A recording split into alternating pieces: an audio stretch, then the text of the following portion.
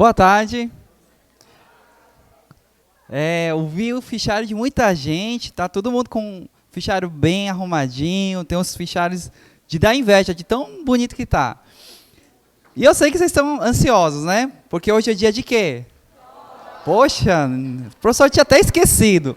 Só para você ficar tranquilo, tá? A prova não vai ter pegadinha, é tudo do jeito que a gente aprendeu aqui na sala de aula, tá bom? Então, assim, só para você já certificar que você sabe de tudo, que não precisa ficar nervoso, dá para você assistir a aula tranquilo, eu vou dar uma ideia, né, de como poderia ser a prova, né? Então, a gente vai fazer um quiz rapidinho e vocês vão só responder rapidamente, tá bom? Por exemplo, pode cair uma pergunta mais ou menos nesse sentido, não que seja essa, né, desse jeito, mas em qual viagem missionária a igreja de Filipos foi fundada? Ah, vocês estão afiados, segunda, beleza. Então, vamos lá, vamos dificultar um pouco o nível. Quem eram os companheiros de Paulo nessa viagem? Isso, Silas, Timóteo e Lucas.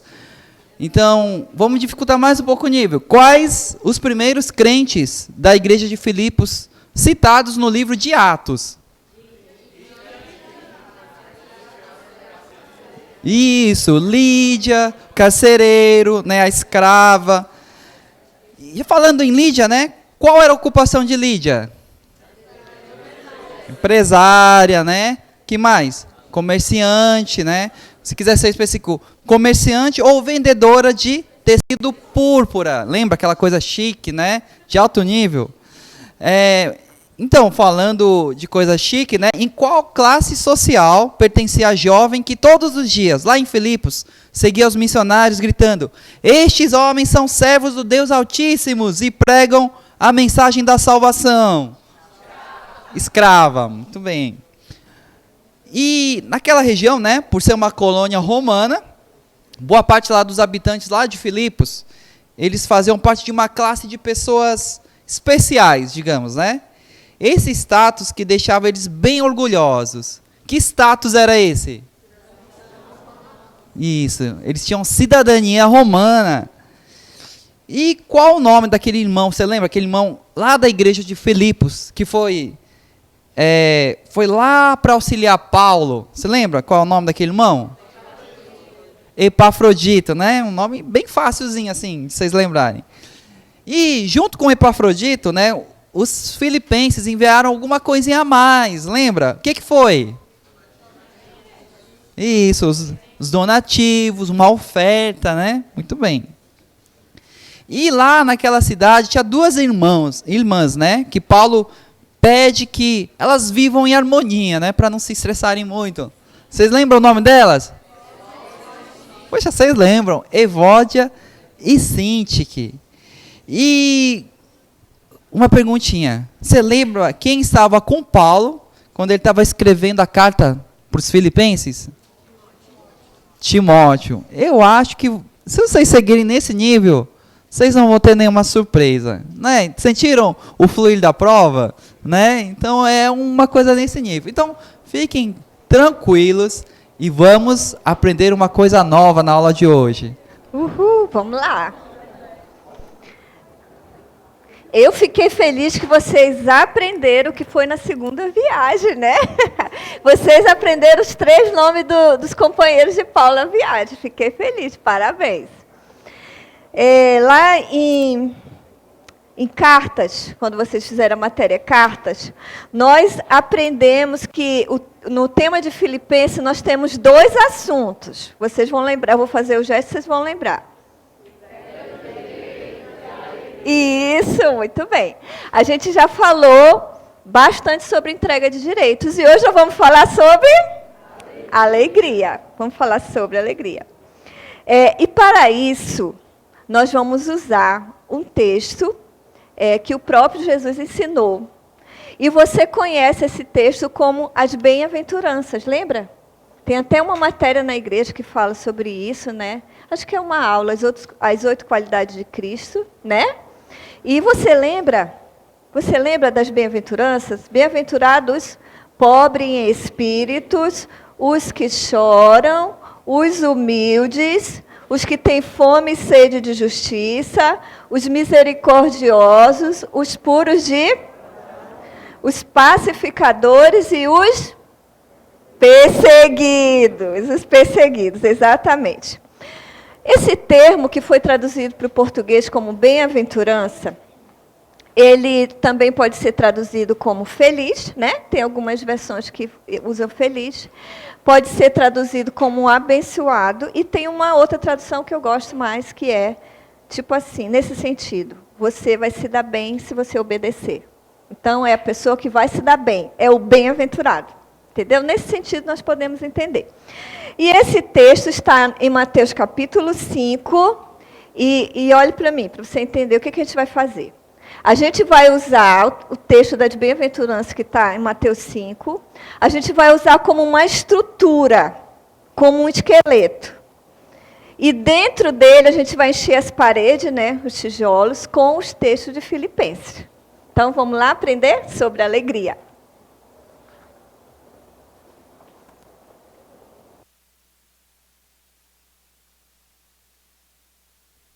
O professor esqueceu que nesse horário grava, tem microfone, né? Bem-aventurados. Eu não gosto muito dessas palavras de crente, não, né? Porque a gente fala muito essas palavras de crente e a gente esquece do significado, como a Marcelina estava falando. Eu gosto mesmo do alegre.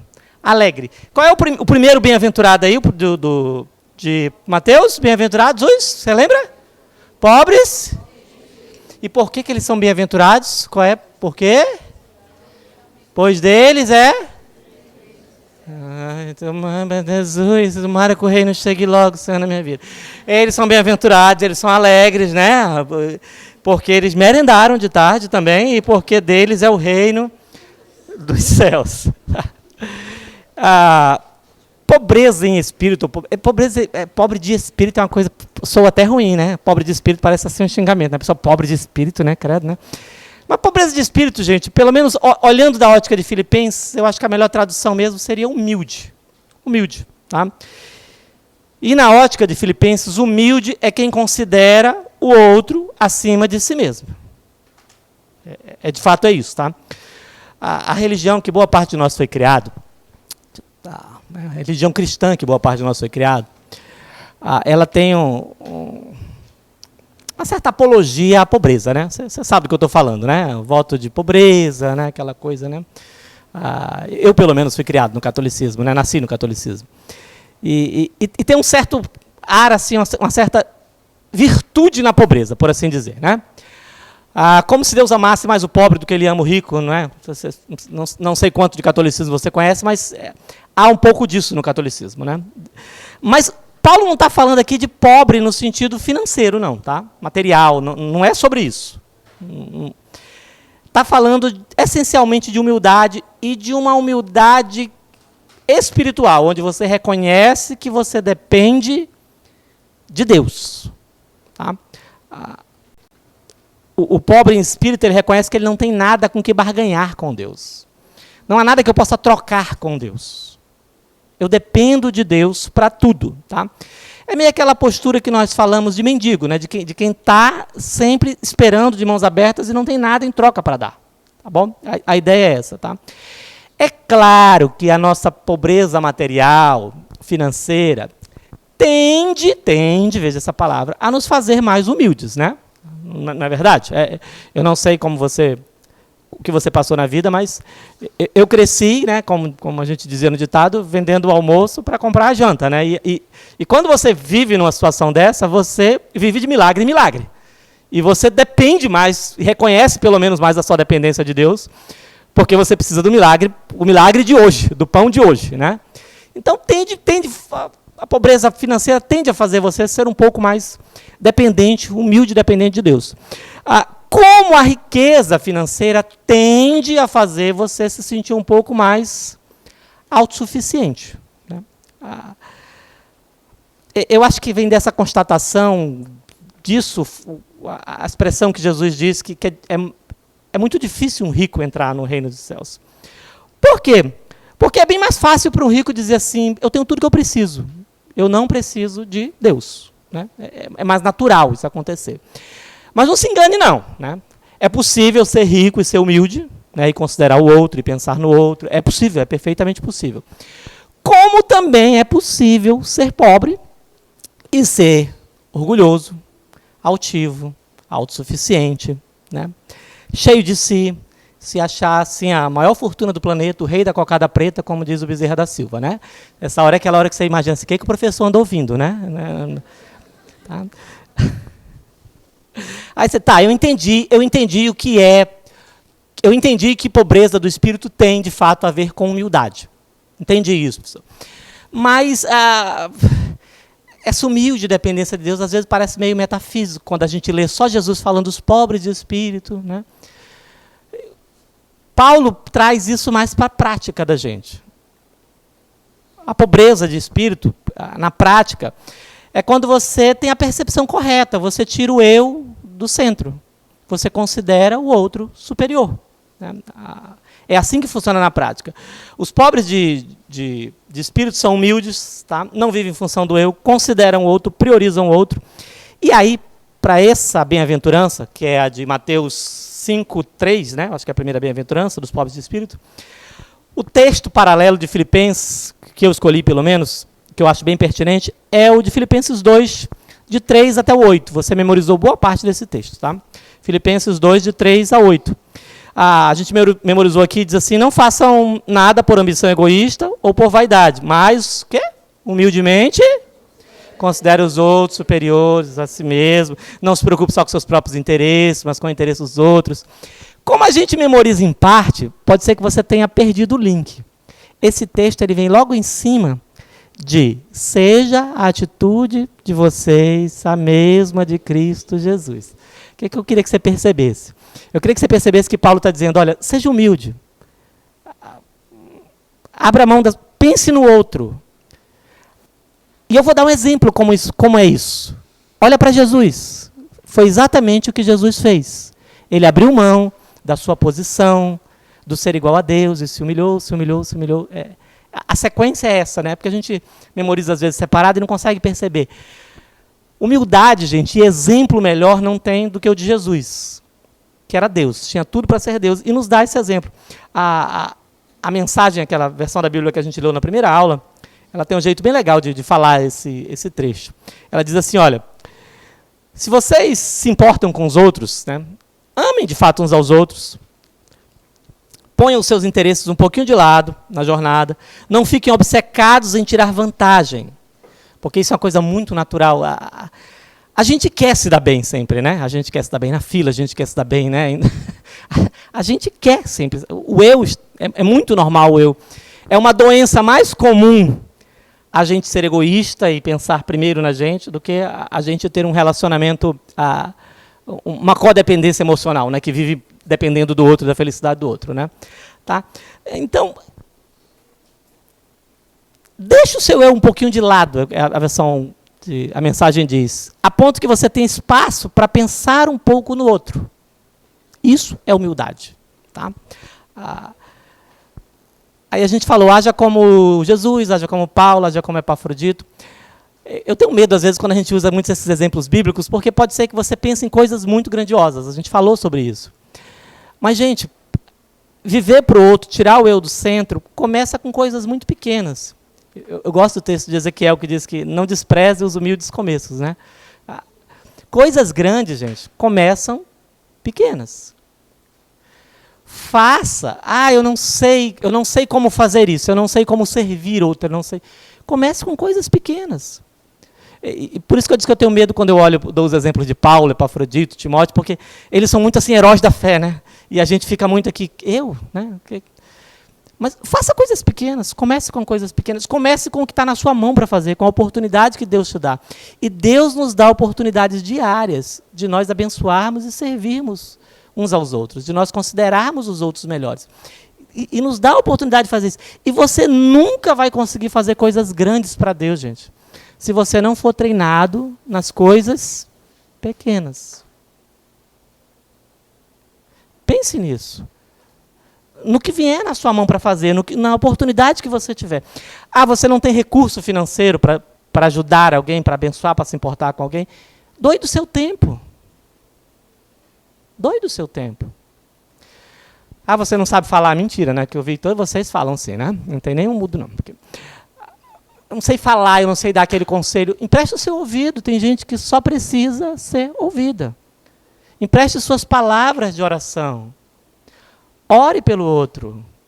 Se comprometa e diga para o outro. Gente, é maravilhoso ouvir. Irmão, estou orando por você. Orei por você essa semana. E diga. Porque a pessoa vai saber que alguém se importa com ela. Mas ore de verdade, né? Não só diga não, né? Assim, porque, né? Aí isso não é mentira, é pecado, né? Ore, se importe. A gente vive uma vida em comunidade para isso, gente. Para se importar uns com os outros. Para humildemente considerar o outro nas suas orações, que eu acho que é o lugar mais íntimo que a gente tem, é orando, né? Pelo menos. Não é aquela oração de GA, que a gente faz oração de missa no GA, né? Quando todo mundo está ouvindo, né? Assim, bem bonita, cheia de palavras de crente.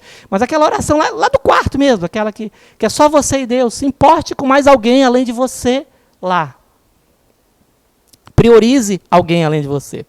O reino de Deus, gente, bem-aventurados os pobres de espírito, porque deles é o reino de Deus. O reino de Deus é feito de pessoas humildes. O reino de Deus é feito de pessoas que se importam umas com as outras. O reino de Deus é feito de pessoas que reconhecem a sua condição de dependência de Deus.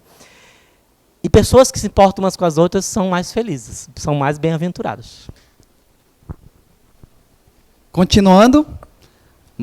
Bem-aventurado os que choram, né? Chorar aqui é no sentido de ser contrito, pois serão consolados. Está em Mateus 5,4. E a referência paralela que a gente tem em Filipenses, está em Filipenses, capítulo 3, do verso 18 ao 21. É quando ele fala, agora, repito com lágrimas, há muitos que vivem como inimigos da cruz de Cristo. Então, bem, aqui, quando a Bíblia fala os que choram, não quer dizer ser chorão, que fica chorando, não. Aqui tem tudo a ver com outro tipo de choro, que é o choro espiritual. Então, o que é o choro espiritual? É aquele choro por causa do pecado.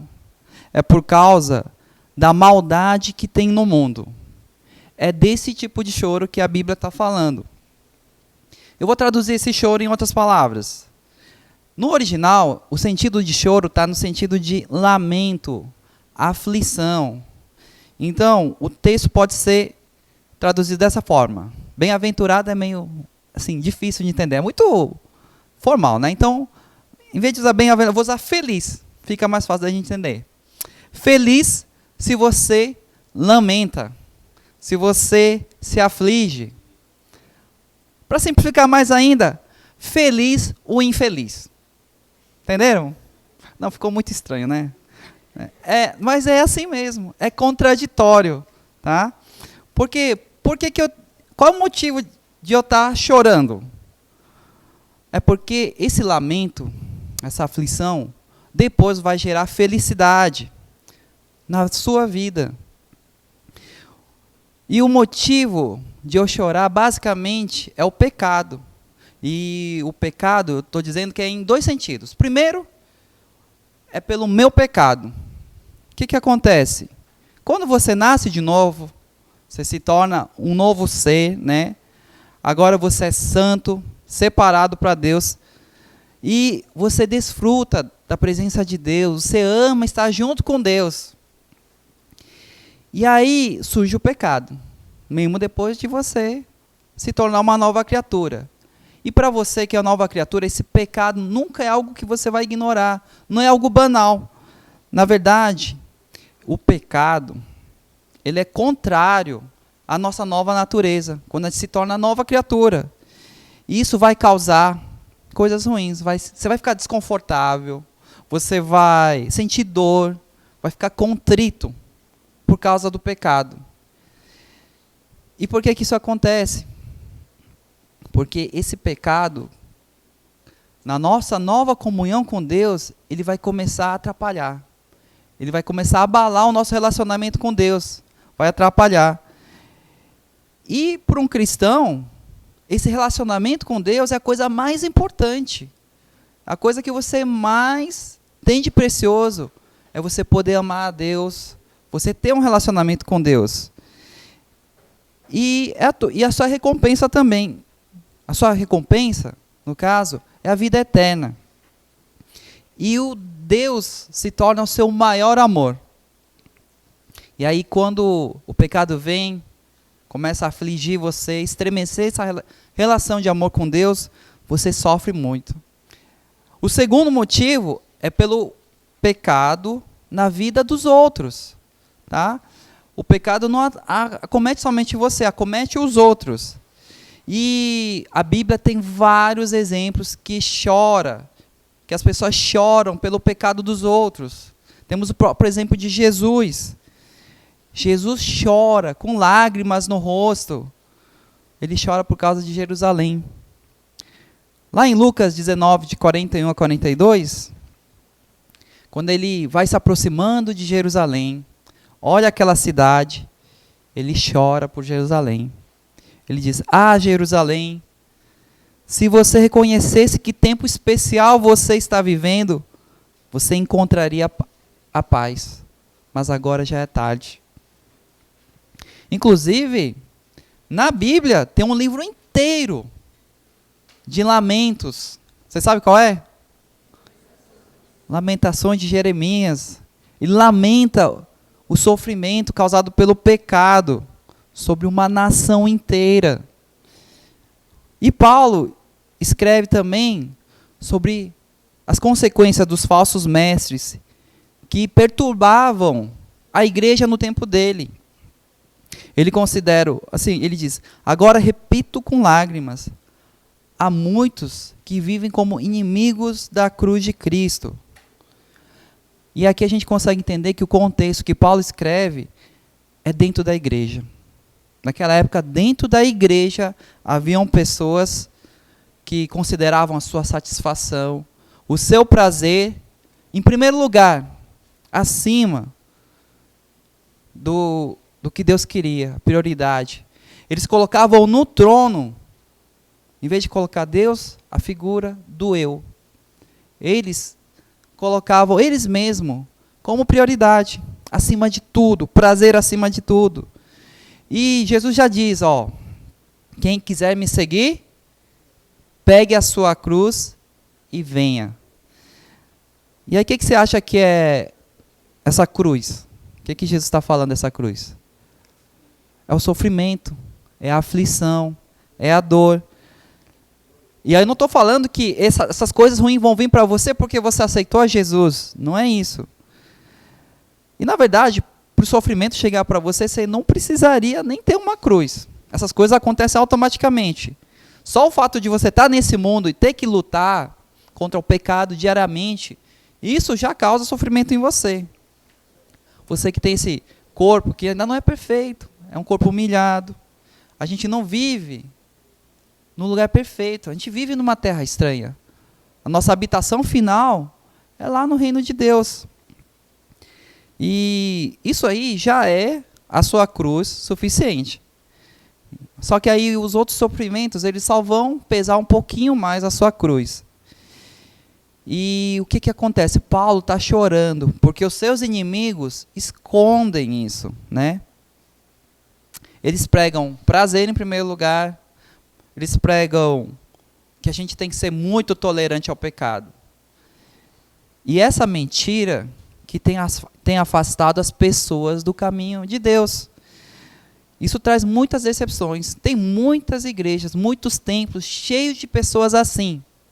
Porém, que andam em trevas. Não sabem por onde andam. Mas calma, gente.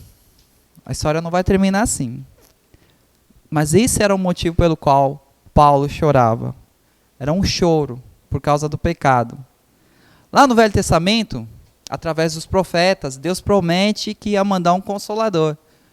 Consolador veio também. Veio, e é Jesus. E Ele que trouxe a verdadeira paz para a nossa consciência ferida por causa dos pecados. Claro que a gente continua sendo perseguido pelos pecados, né? A gente continua sendo assediado diariamente pelos pecados e a gente ainda vive a consequência do pecado.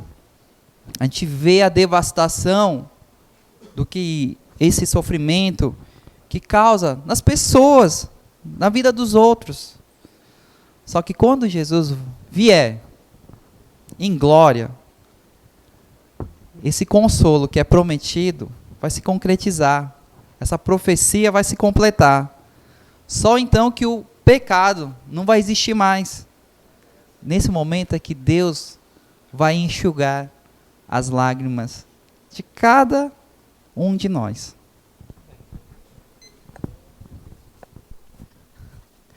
Essa turma parece que deu cria, né? Rapaz, o negócio ali está... Estamos disputando espaço lá atrás. Olha, o negócio ficou... A terceira bem-aventurança, o terceiro alegre do discurso de Jesus, que a gente vai fazer o paralelo com Filipenses, é bem-aventurado os humildes, você falou, mas eu sou mais Almeida aí, gente. Eu sou Almeida total nesse caso. E não era humilde aí, não. É bem-aventurados mansos, como Almeida fala. É manso, aí é manso mesmo, entendeu? É o que a palavra significa. Você já aprendeu aí que nos seus 15 anos de NIB, aí, 300 anos de NIB, que a mansidão é a mesma coisa que entrega de direitos, né? A gente repete isso muito desde lá do Um com Deus, 8 qualidades do caráter de Cristo, que você fez 10 vezes antes de estar aqui, né? Mansidão, entrega dos nossos direitos, tá? E gente, parece, essa aqui também, igual que o Parque falou ainda agora há pouco, né? Que felizes os infelizes. Esse negócio de mansidão, né? Bem-aventurados os mansos, porque eles herdarão a terra, parece meio contraditório, pelo menos para mim parece. Porque assim, eu cresci nos anos 80, gente, né? Assim, minha juventude. E não era, no final, o manso que sobrevivia, não. Era o Stallone, o Schwarzenegger, o Maceta, o Forte, né? Não é assim no filme, entendeu? Né? Quem sobrevivia não era o manso, né? O manso ele só servia para levar tiro, né? Assim, só servia quem sobrevivia era o herói, o cara grandão, entendeu? Né? Parece meio contraditório, então, tá? Que você tenha que ser manso para herdar a terra. A passagem paralela que eu escolhi aqui de Filipenses é Filipenses 3, de 7 a 11, tá? Filipenses 3, de 7 a 11. Paulo fala exatamente sobre isso, sobre entregar direitos e isso lhe dar uma herança. Isso lhe dá direitos futuros, né? É um texto que a gente também memorizou e você já conhece de cor. Ele diz assim, olha, mas para mim, mais do que para mim era lucro, passei a considerar o quê? Perda, né? Exatamente isso, perda. Aliás, eu considero tudo como perda, pela suprema grandeza de conhecer a Cristo. Perdi todas as coisas por Ele, e eu considero todas essas coisas como esterco. Tá? Porque eu quero ganhar a Cristo, ser encontrado nele, ter a justiça dele. O princípio aqui é exatamente o mesmo. Tá? Quando a gente fala que ser manso faz você herdar a terra, entregar os seus direitos faz você ganhar a Cristo. É a mesma coisa. E por que eu estou dizendo que é a mesma coisa? Na aula passada, eu acho que o Parque falou isso para você. Eu não estava aqui, mas ele deve ter dito. A nossa esperança maior, gente, a nossa promessa maior, a nossa herança maior, ao contrário do que às vezes fica no subconsciente da gente, não é o céu. O céu no sentido, né, vai lá, uma nuvenzinha, harpa, né, essa coisa assim, né, é estar com Cristo. O céu só faz sentido por causa de Jesus. Aliás, o cristianismo todo, gente. A gente rodeou Jesus de uma coisa que a gente chama de religião, né? E é normal, isso acontece, é quase da natureza humana. Mas toda a nossa religião, que é isso que a gente colocou ao redor de Jesus, só faz sentido por causa de Jesus. Tirado Jesus de tudo isso, nada faz sentido. Então Paulo está dizendo, eu abri mão de tudo, entreguei todos os meus direitos por um motivo, por Cristo. Por causa de Cristo, é exatamente isso que ele está dizendo nesse texto, tá? E eu considero tudo que eu entreguei em mão, tudo que eu perdi, tudo que eu abri mão, insignificante, se eu comparar isso com estar com Cristo. É isso que ele está dizendo, tá? E quando a gente tem, gente, isso, quando a gente faz essa troca, é uma troca que vale muito a pena, a gente tem, sim, a esperança de herdar a terra. Por quê? Porque nós ressuscitaremos com ele, nós herdaremos uma terra transformada, não essa daqui do jeito que ela está, porque já está meio baqueada, né? Mas a gente vai, né, herdar uma terra transformada, restaurada, do jeito que Deus planejou lá naquele jardim, lá no comecinho, tá? É o prêmio que nos aguarda. E sim, a gente tem que abrir mão de algumas coisas, de alguns direitos, mas é um investimento, gente, que vale muito a pena. É um investimento que vale a pena. Mas também é um investimento de longo prazo, né? Você que entende de investimento, você sabe que investimento de longo prazo não é o... Você não vai ver o resultado, né? Investiu a longo prazo, você não vai ver o resultado agora, aqui, logo ali, né? E confessa, no começo, enquanto a gente está aqui, tem horas que parece que é só perda, né? Tem hora que parece que você só está abrindo mão de coisas, né? No fundo, acontece um pouco disso. Por quê? Porque nem sempre a gente consegue ver o resultado final. Enquanto a gente está aqui e a gente olha o camarada furar a fila na frente da gente, ele é atendido primeiro e a gente não, né? Uma revolta, né? Dá uma agonia, né? Enquanto a gente vê o cara fazendo aquela declaração fraudulenta de imposto e ele tem uma restituição gorda e a gente fazendo honestamente tem que pagar, né? Puxa vida, né? Eu poderia continuar uma sequência de exemplos dessas que parece que é perda. Que seguir Jesus, que entregar os nossos direitos, e essas são simples, porque a gente vive num mundo muito light, né? Gente, a gente é... Desculpa aí, eu não sei quanto você sofre, eu não quero minimizar o seu sofrimento. Mas se comparado com alguns cristãos em alguns lugares do mundo, o nosso cristianismo é meio Disneyland, assim, sabe? É muito light, é muito legal, né? Mas assim, mas a gente faz um conjunto de concessões e parece perda. Agora parece perda porque a gente não consegue ver o final. Mas Deus, e vocês perguntam assim, será que vale a pena? E Deus diz, vale a pena sim. Vale a pena. Vale a pena. O que você tem que abrir mão agora é quase insignificante, se comparado com o prêmio de estar com o Senhor. Paulo repete isso, né? Fala isso exatamente. Eu comparo assim, sabe? É como a semente. Você tem uma semente só na mão, né? Semente de girassol, semente lá do... Então pensa numa árvore bem frutífera, uma semente de jaca, que a gente come também, né? O caroço da jaca. Você tem um caroço da jaca na mão, e você tem uma escolha para fazer. Ou você planta aquele caroço, e espera um bocado de tempo, e tem o trabalho de plantar, de regar, para ter um montão de jaca. Ou você come o caroço agora, né? É gostoso até, né? Saciou, vai dar fome daqui a pouquinho. Quando você olha para o agora, você está olhando só para o caroço, gente. Só para o esforço de plantar. Você perdeu a jaqueira que está lá na frente. A promessa da fartura que está lá na frente. É por isso que Deus diz que se você começa a olhar para o ímpio, para a prosperidade do ímpio, você está olhando para o lugar errado. Paulo repete isso em Filipenses dizendo, eu prossigo para o alvo, a fim de ganhar o prêmio do chamado celestial. O alvo, gente, ele não fica aqui perto de quem está atirando, não. O alvo, ele fica onde? Distante, longe, lá na frente. Paulo está dizendo, eu prossigo, eu olho lá para o alvo. Eu adoro mesmo o texto de Hebreus, né, que diz que nós temos que correr com perseverança a corrida que nos é proposta, tendo os olhos fixos em Jesus, autor e consumador da nossa fé. É para ele que a gente olha, lá para frente. Autor e consumador, sabe o que significa assim? Ó? Autor, início, consumador, fim. O fim da nossa fé é Jesus. É para ele que a gente olha. Se você está olhando para o ímpio... Aliás, Salmo 37, gente. Adoro o Salmo 37, né? Eu tenho essa dificuldade, né? Você viu que só de pensar no cara furando a fila na minha frente, eu já fiquei nervoso aqui, né? Quase que eu ficava vermelho, né? Mas se você olha para o ímpio prosperando, o Salmo 37 é excelente. A gente tem umas 6 ou 7... O Salmo 37 é uma repetição, assim, né? Ele fala de um monte de jeito, mas é uma repetição do seguinte. Ele está dizendo basicamente o seguinte, olha, não olhe para o ímpio. Não olhe para a prosperidade do ímpio. Ele vai se lascar. Né?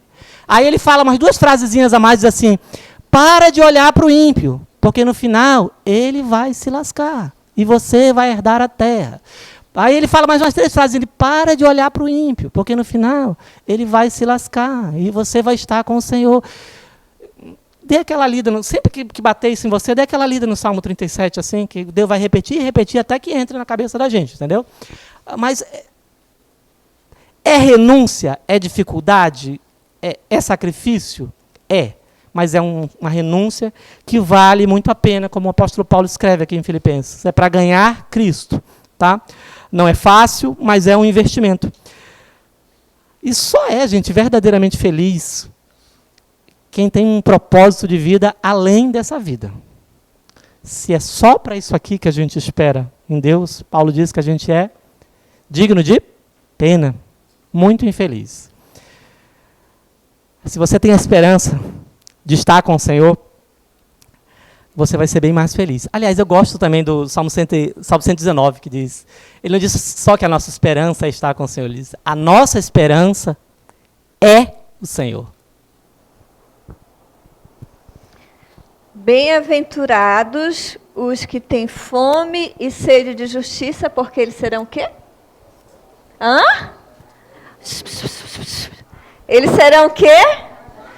Satisfeitos, ou fartos, né? Em outras versões. É Mateus 5:6.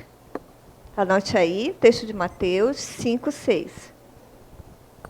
Aí você olha para mim para eu saber. Essa expressão, fome e sede de justiça, é mais uma daquelas que a gente pode olhar de vários ângulos, né? E tem uma aqui, uma em particular, que está em Filipenses, que eu quero destacar aqui. Quero que você guarde na sua cabeça, mais do que no seu caderno. Pense aqui em fome e sede de justiça como o desejo de permanecer puro e irrepreensível. Desejo de permanecer puro e irrepreensível, tá? Guarde na sua cabeça. E anote aí Filipenses, que é como a gente vai preencher essa parede. Filipenses 1, 9 a 11. Filipenses 1, 9 a 11, terminou, olha para mim. Já? Fome e sede. Fome e sede. É um negócio que não tem fim, né, não? Não é, não? Você acordou de manhã, você escovou o dente, fez o quê? Ah, tu não escova o dente, tu primeiro come, é isso? Você de manhã cedo, você fez o quê? Tomou café, não foi? E você está doido para merendar de novo, que nem responde a professora, né? Vamos acordar. De manhã você tomou café, tem gente que lancha no meio da manhã, né? Não é isso? Aí depois vem o quê? Aí depois... É a merenda, né? Para o amazonense é merenda. Aí depois vem a janta, né? Ainda tem um pessoal chique que tem a tarde de uma ceia, né? Antes de dormir. E tem um pessoal não muito chique que ainda salta de geladeira de madrugada, não é? Olha, tu já se entregou, né? Os não chiques já se entregaram. Fato é, fome e sede, pessoal, é uma necessidade vital do nosso corpo natural. E ainda tem um detalhe em relação a isso. A fome e a sede são forças motrizes. Elas nos movem. Se você está com sede, você fica parado ou você se mexe e vai buscar água? No mínimo, tu vai mexer a boca. Mulher, traz água para mim. Marido, traz... Não é? Mas vai se mexer. Se está com fome e você fica deitado no sofá com fome? Não, você se move e vai atrás de providenciar uma comida. É assim ou não? É assim. Então, fome e sede são nossos motivadores. No fundo, esse é o motivo porque você vai trabalhar de manhã. Não, professor, eu não vou trabalhar de manhã. Eu vou trabalhar de manhã por causa da minha realização profissional. Aí eu vou te perguntar, e por que você quer realização profissional? O porquê? Se eu for perguntar o porquê, eu vou chegar onde? Na sede e na fome. É ou não é? É lá que a gente vai chegar. Isso é a nossa fome e sede natural. O sentido que eu quero destacar aqui, a fome de justiça, ela está relacionado com o nosso desejo de viver de acordo com a vontade de Deus, com o nosso desejo de viver uma vida digna desse Deus que nós dizemos que nós amamos, que nós seguimos, certo? Agora, entenda o processo que nós já falamos aqui. Presta atenção. Uma vez que a gente reconhece que é um pobre pecador e que a gente chora por esse pecado, ou seja, esse pecado dói em nós, o pecado dói.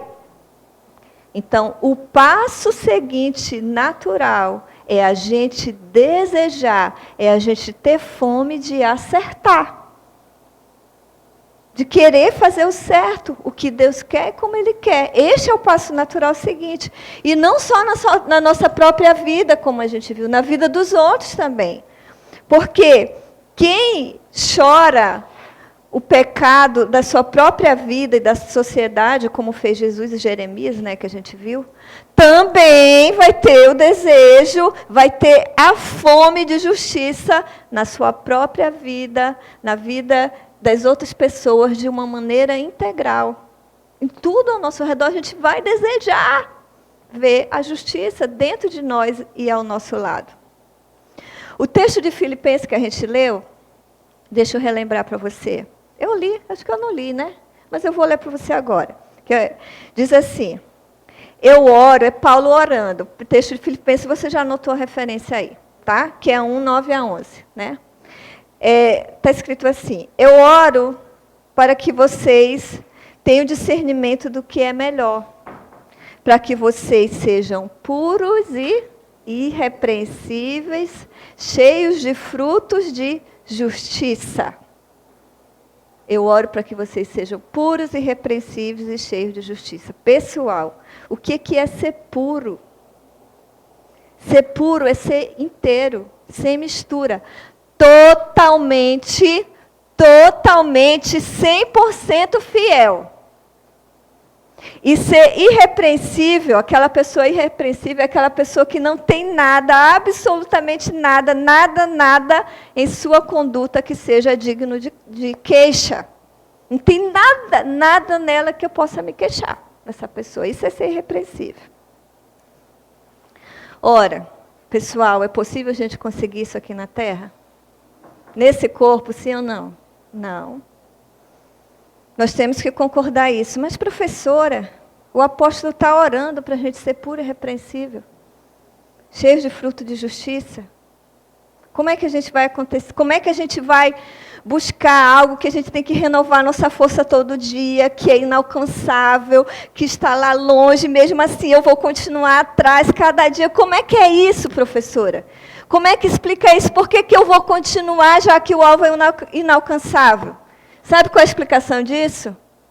A fome e a sede. Me diz uma coisa, tu deixa de beber água porque tu sabe que vai sentir sede de novo? Sim ou não? Eu não vou beber água não quero, porque daqui a pouco eu vou sentir de novo. Você faz isso? Hã? Da mesma forma a nossa vida espiritual. A gente não deixa de corrigir um pecado. A gente não deixa que a nossa conduta permaneça imperfeita, porque eu sei que daqui a pouco Deus vai jogar a luz em outra coisa. Ai, meu Deus, lá vem de novo.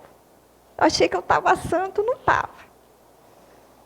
A gente não deixa de corrigir nossa vida, porque a gente sabe que Deus vai nos mostrar outra coisa depois. A gente vai buscar, a gente vai se mover. Lembra? Sede e fome nos move, nos faz andar. E aí o que acontece? Nessa busca, nesse eu não desistir, eu vou dar frutos, e frutos que permaneçam. Aí por isso que o apóstolo orou. Eu oro para que vocês sejam santos, irrepreensíveis, e vocês deem frutos. Porque nós vamos buscar por causa da nossa sede.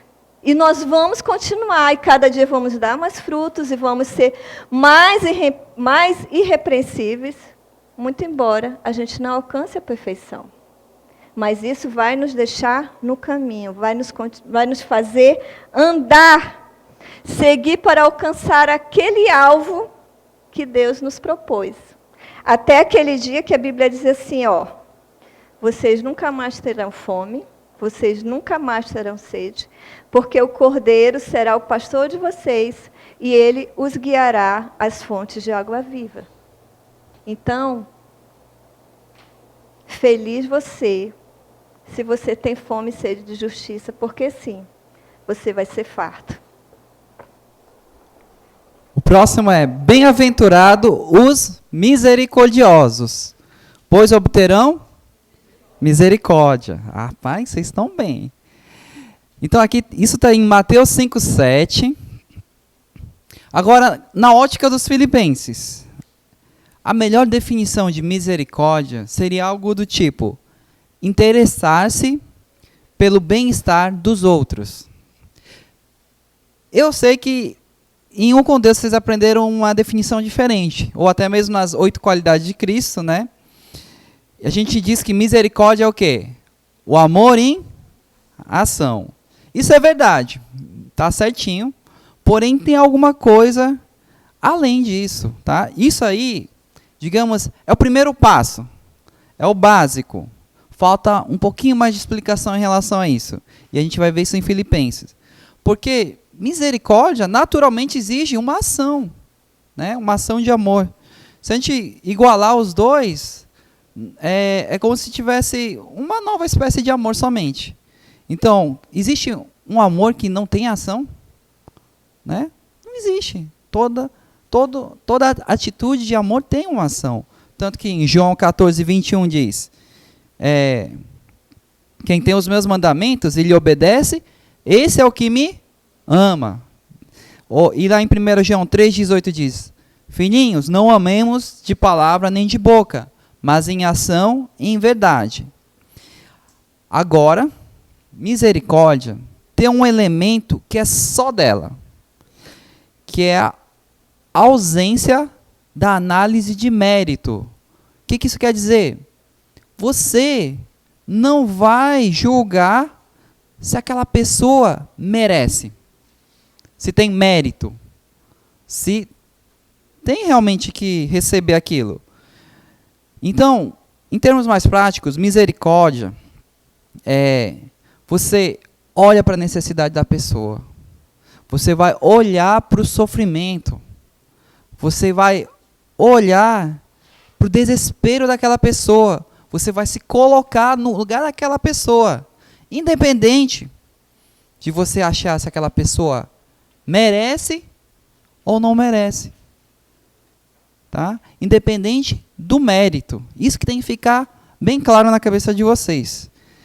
O misericordioso não analisa o mérito.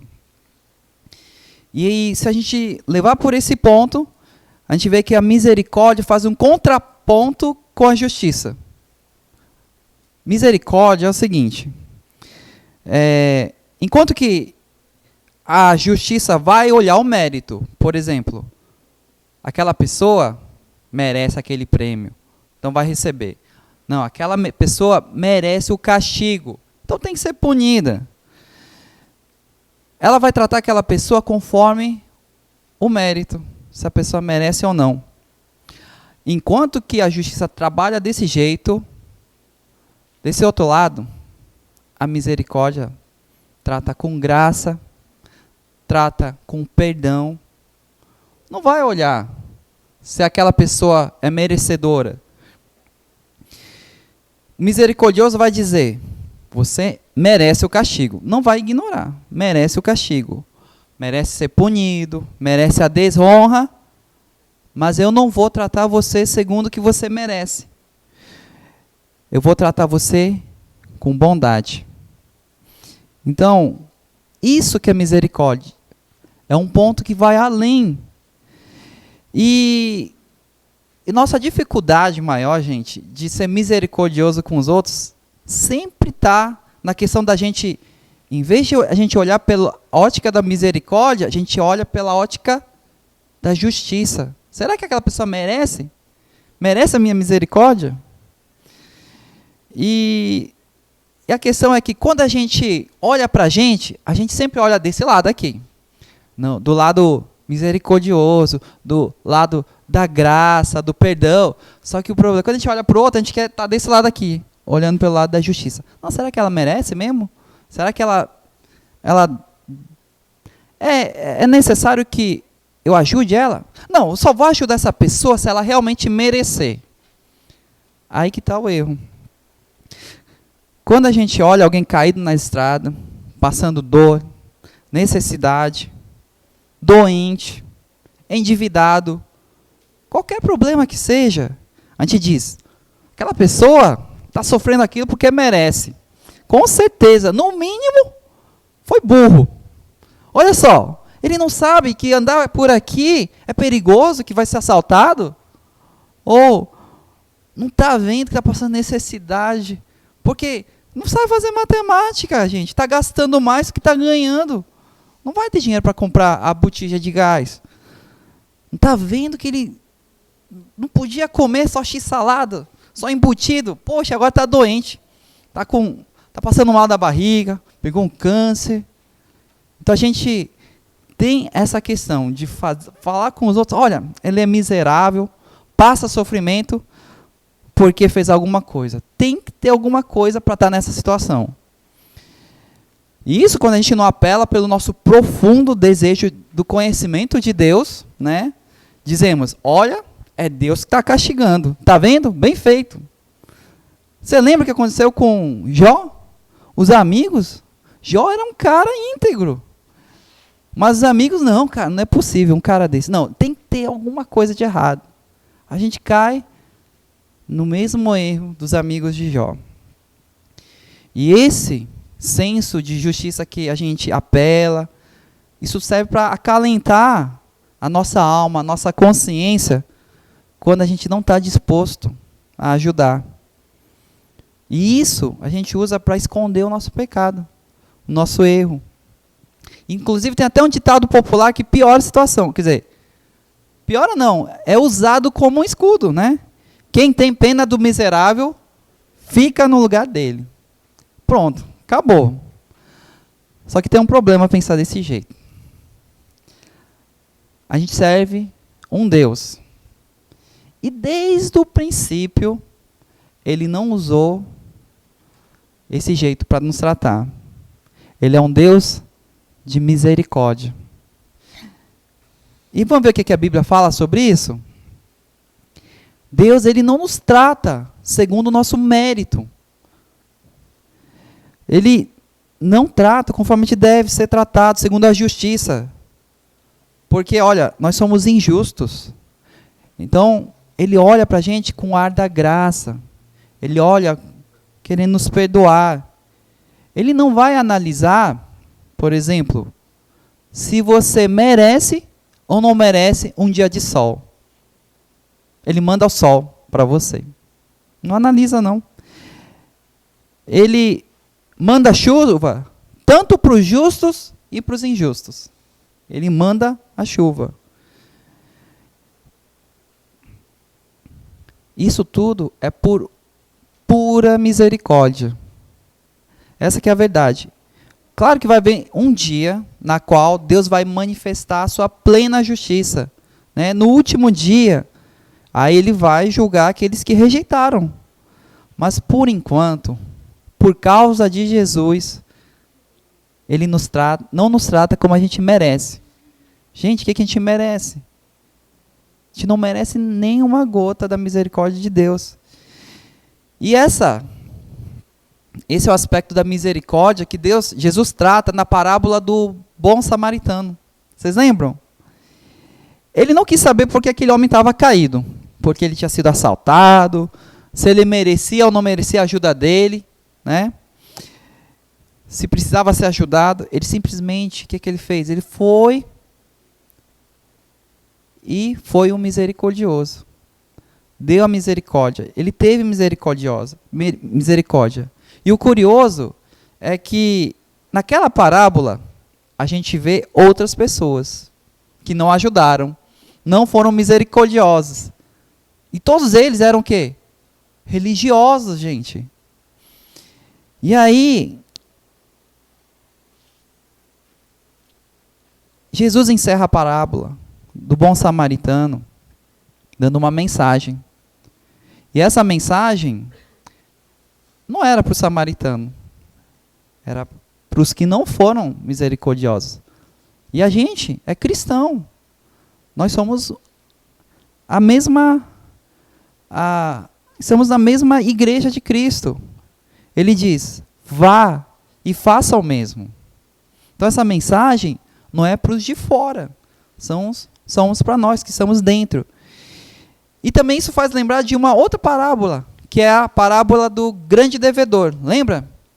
Que ele havia sido perdoado por uma dívida enorme, Só que aí depois ele vai e cobra os trocados de um outro que estava devendo para ele.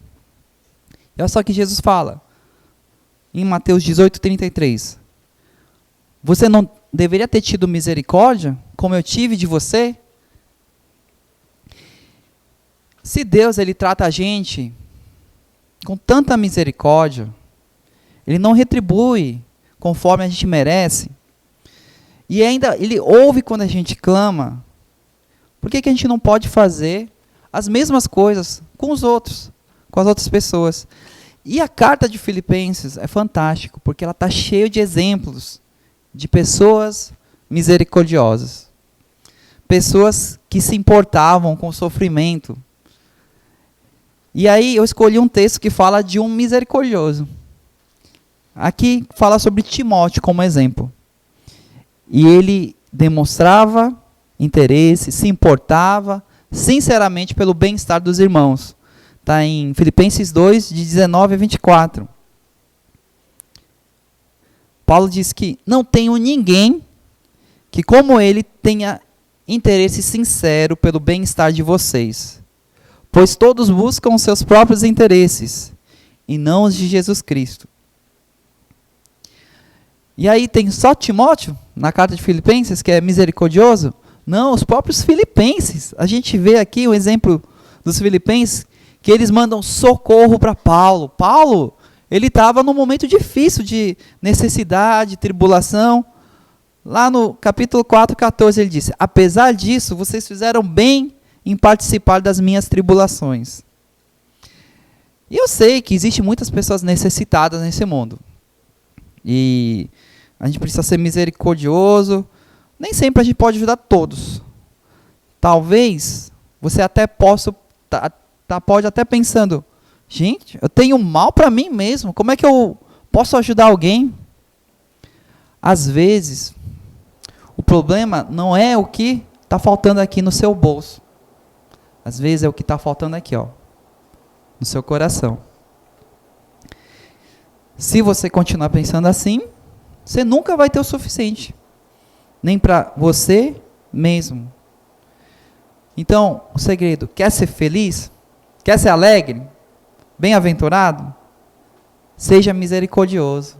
Seja generoso. Afinal de contas, a gente já recebeu a maior misericórdia, que é a misericórdia de Deus. Bem-aventurados os puros de coração, porque eles verão a Deus. Está em Mateus 5:8. E anote o texto de Filipenses, Mateus 5:8, e Filipenses 4, de 8 a 9, o texto que você sabe de cor. Filipenses 4, de 8 a 9. Já? Pode olhar para mim quando anotar. Bem-aventurados puros de coração, porque eles verão a Deus. E o Filipenses 4, de 8 a 9, você sabe aquela lista que Paulo nos dá em que nós devemos pensar. Lembra dela?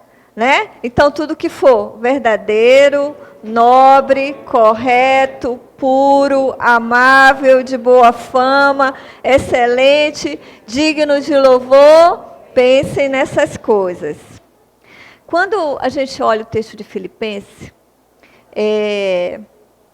nós escolhemos pensar em puros de coração como uma consciência limpa ou pura na nossa mente. Isso quer dizer, isso vai implicar no controle da nossa mente. Por isso que nós escolhemos esse texto de Filipenses. Mas, como nós já falamos antes, essas expressões podem ser vistas de outras maneiras. Por exemplo, a pureza de coração, a gente pode ver como ausência de falsidade, que é a gente ser a mesma pessoa em qualquer circunstância, em qualquer situação, nós somos os mesmos. E aquilo que sai da minha boca corresponde àquilo que está no meu coração, não tem disfarce e a gente não tem máscara. É uma maneira da gente ver. A outra maneira da gente ver pureza de coração é a pureza de intenção. Porque o nosso Deus, ele não está só interessado no final. Na verdade, ele está mais interessado no processo, né? No motivo, no porquê nós fazemos essas coisas. Inclusive, Paulo fala, né, que tinha pessoas fazendo coisas boas, que era pregando o evangelho, mas as intenções delas não eram corretas. O próprio Deus, ele fala na sua palavra através da boca do profeta. Você conhece esse texto? Eu sou o Senhor que sonda os corações. Eu sondo o coração. Eu examino a mente. Eu vejo a tua intenção para te dar a tua recompensa, conforme a tua intenção. O próprio Deus nos diz isso. Mas agora, depois que a gente atender o celular, a gente vai ler Mateus. Agora, na mensagem, eu vou ler para você essa bem-aventurança na mensagem, porque ela tem a ver com o sentido que a gente quer falar aqui. Escuta aí. Olha o que está escrito. Você é abençoado se você puser em ordem o seu mundo interior, com a mente e o coração no lugar certo. Filipenses dá agora o sentido que nós queremos falar aqui. Eu tiro outra maneira, agora voltado para o sentido de ter a mente pura e em paz diante de Deus. Ele fala aqui da gente ter um coração em ordem, um coração não bagunçado. Ele fala aqui da coração, gente, e mente e alma, são sinônimos aqui, na Bíblia e no nosso estudo. Os seus pensamentos não devem ser repletos de turbulência, de preocupação, de cuidados. A gente não pode viver com a nossa mente orbitando em torno do problema, em torno de situações inalcançáveis, que não estão ao nosso alcance. Por quê? Porque isso vai embaçar a tua visão. Quando a gente está nessa situação de orbitar em torno do problema, a gente não consegue ver nada. A gente não consegue ter pureza de coração, a gente não consegue ver solução, a gente não consegue ver saída e muito menos ver a Deus. É por isso que os puros de coração verão a Deus. Porque a minha mente turbulenta me impede de ver qualquer coisa. Filipenses nos ensina a ter uma mente no lugar certo. Os nossos pensamentos não devem orbitar em torno daquilo que a gente não pode alcançar, mas em torno daquilo que está lá na lista de Filipenses. Verdadeiro, amável, de boa fama, que haja virtude. E a última coisa é excelente. Excelente. Ou seja, são mais do que coisas boas. Gente, é um alto padrão de pensamento, não é não? De boa fama, excelente, é um alto padrão. E você há de concordar comigo que a gente tem um pensamento correto, um pensamento puro, verdadeiro, digno de louvor, o dia todo, gente, isso é algo bem arrojado, né? É um alvo bem difícil, mas é um alvo que você, filho de Deus, pode alcançar. Em Deus você pode. E, por causa disso, a gente tem que usar todo o recurso que a gente tiver. Todo. Você tem que lutar por isso com garra. É por isso que a gente memoriza versículo, porque a palavra de Deus diz que a palavra purifica. É por isso, gente, que a gente tem que ser criterioso com o que entra aqui, ó, e aqui, nas janelas da alma, o que a gente ouve e o que a gente vê. A gente tem que ser criterioso. E olha, eu te digo com toda a certeza, eu te dou 100% de certeza, que não vai ser vendo o BBB e ouvindo sofrência que você vai encher a sua mente de coisas excelentes. Não vai ser dessa forma. Ah, professora, se for gospel, se for evangélico, então pode? Antes fosse, né? Porque você há de concordar comigo que nem tudo que está sob o nome gospel e evangélico é algo excelente, verdadeiro. Está aí o site Fuxico Gospel, que não me deixa mentir, né? Fuxico Gospel, né? Não faz nem sentido uma coisa com a outra. Para começar, Fuxico já não passa na primeira peneira, que é verdadeiro. Então, a gente tem que ter critérios do que entra na janela da nossa alma. E além de ser criterioso, a gente tem que ser persistente. Porque a mente é algo que é difícil de domar. Ah, professora, é difícil para ti e para todo mundo. Então, a gente tem que ser persistente. A gente não pode ser negligente em cuidar do que passa aqui.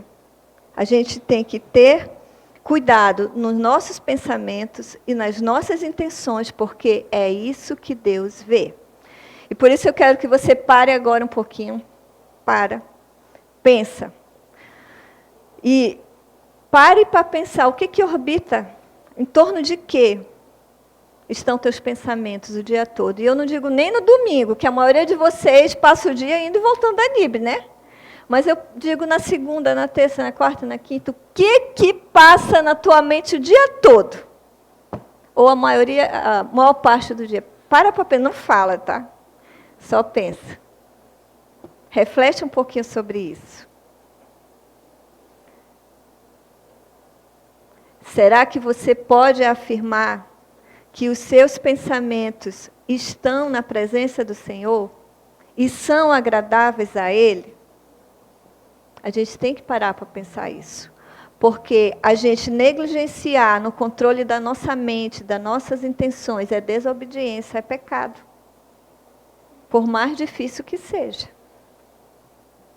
E eu quero terminar com a oração do salmista, que diz assim, eu vou até trocar a ordem, que o meditar do meu coração e que as palavras dos meus lábios estejam na tua presença e te sejam agradáveis, Senhor meu e rocha minha.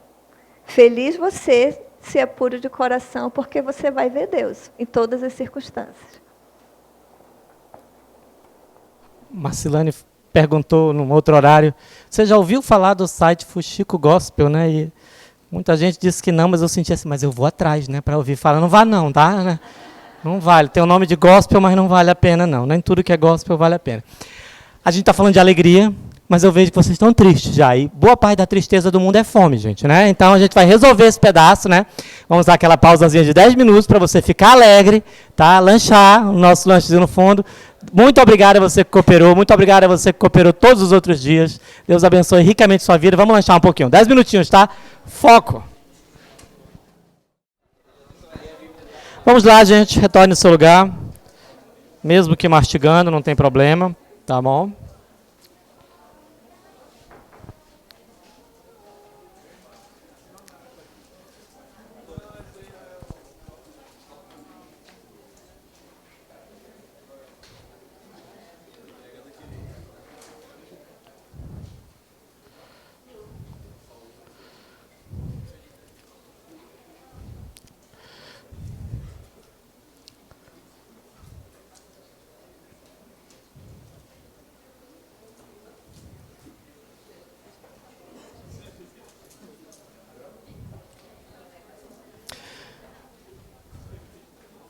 Vamos lá.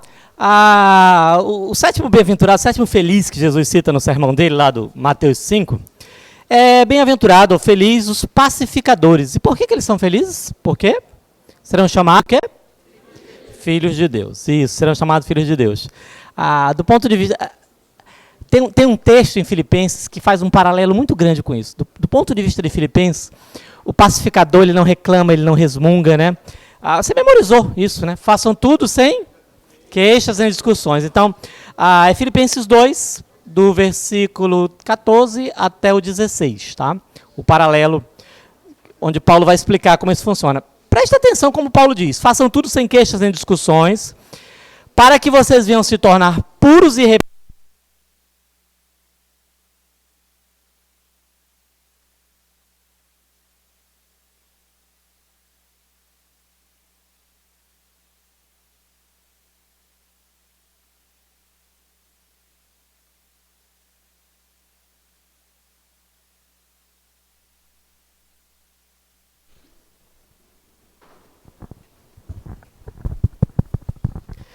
Então, voltando para o ponto onde a gente estava. Se a gente não resmunga, se a gente não reclama, a gente vai ser conhecido de fato como filho de Deus. O texto diz assim, olha,